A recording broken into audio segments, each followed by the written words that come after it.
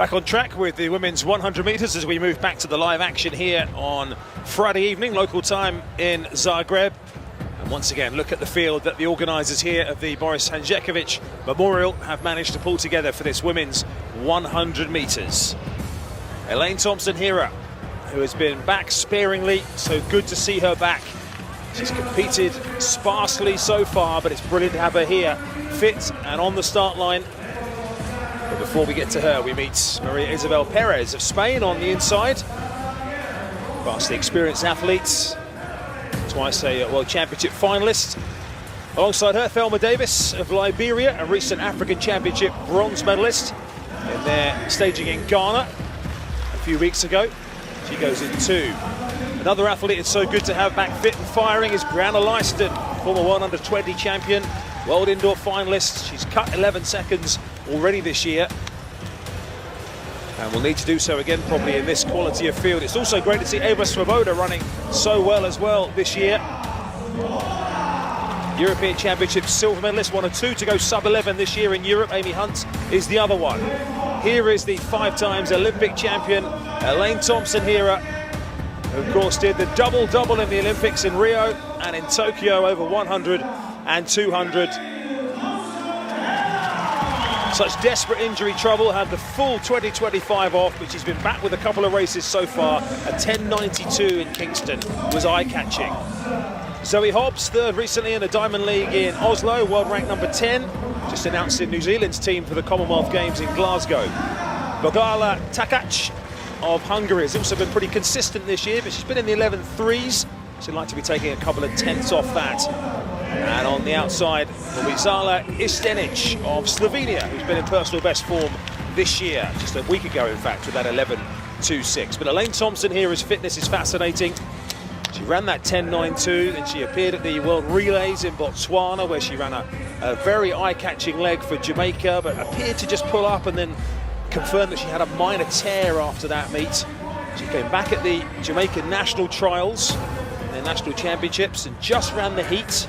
Ran 11.18 in the heat, then didn't contest the final. That was just at the weekend. And here she is. It's a little bit cloudy as to whether she's going to run in the Commonwealth Games. She said a few weeks ago that she was aiming to defend her title in the Commonwealth Games, but speaking yesterday, she mentioned Beijing and LA as her longer-term targets. This is a rebuilding year for her, putting races back together. So whether she's ready for the rounds of a championship yet might be hinted by her withdrawal from the final of the Jamaican Championship. So whether it's just a one racer a day or Leiston also skipped the Jamaican Championships in lane 3.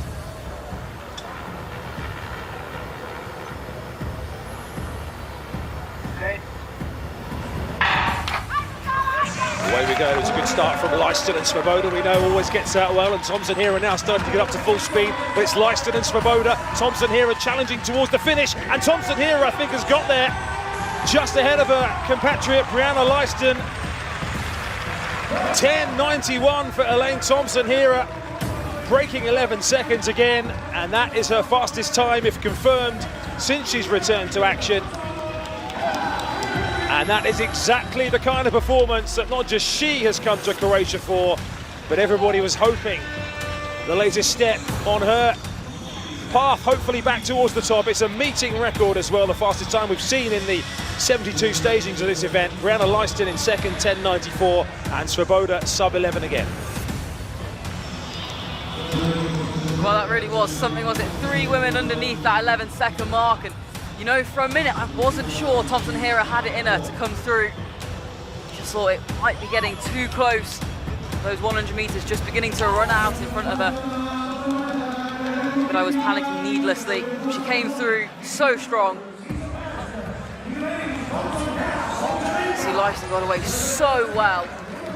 Svoboda force to be reckoned with, especially over 60 metres, so we know that she's really good in the first half of this race, and faded slightly as Thompson Herah came through. But Thompson Herah showing us just how good she is. 10.91 second, and this is Elaine Thompson Herah's fastest 100 meters since she ran 10.84 seconds back in 2023 when she was working with Shaniki Osborne for about 6 months or less. Yes, Elaine Thompson Herah, this is her second 100-meter race for 2024, and she's looking like she's getting back in shape. So Elaine hasn't run around a 100-meter race since the New York Grand Prix in the earlier part in 2024. She's been out for 2024, out for 2025, and now she's back in 2026, and she's running, and that's the big deal about it. She is running, and she's running comfortably. Yes, we saw her at the World Relays. She looks good, but she didn't look that comfortable. She was able to run down the athlete and get the win. However, she pulled up at the end. She stated that she was feeling some cramps and she didn't want to risk it. We might would have seen the world record gone at that time because she looked really good coming off that ankle leg. But yeah, she said she felt some cramps. She pulled up, but Jamaica still got the win. Now we're seeing her back in this 100-meter race. Not looking that impressive, but it was a good win. This was all the way in Croatia. And Brianna Liston, the other Jamaican in that race, would have gotten second, and she is coming off an injury as well. But yeah, happy to see Elaine running and going below that 11-second barrier. And we know it's not going to be easy for her comeback. We know Elaine, when Elaine gets going, she gets going. She is the fastest woman alive over 100 meters. Yeah, 10.54 seconds, and she's also the second fastest female alive over 200 meters and the third fastest of all times. Just the double at the Olympics. Her resume, her track record speak for itself. But we're just happy to see that she's running again and she's looking comfortably and she can finish her race injury free, because the last time, as explained, when she ran back in 2024 at the New York Grand Prix, she finished 8th, last place, and they had to carry her off the track. That's how bad it was for Elaine. But she is running and she's competing competitively. She's winning races. She's clocking below that 11-second barrier. And yeah, her speed is coming back.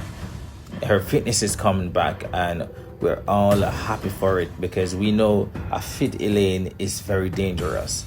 She, to me, is the most feared or the most curious 100-meter sprinters of all time. Yes, we know Shelly is the queen of sprinting, but when we talk about an athlete that bring fear into other competitors, we're talking about Elaine. When she steps on the track, especially after running that 10.54 second. I guess the only person that might have never been scared of her was Shelly, because Shelly they have always been competing. And we know right after she ran that 10.54, Shelly beat her around 10.60. But yeah, that year was massive, 2021. But Elaine, to me, if she's fit and she's competing and she's clocking below 11 seconds, that's a plus in itself.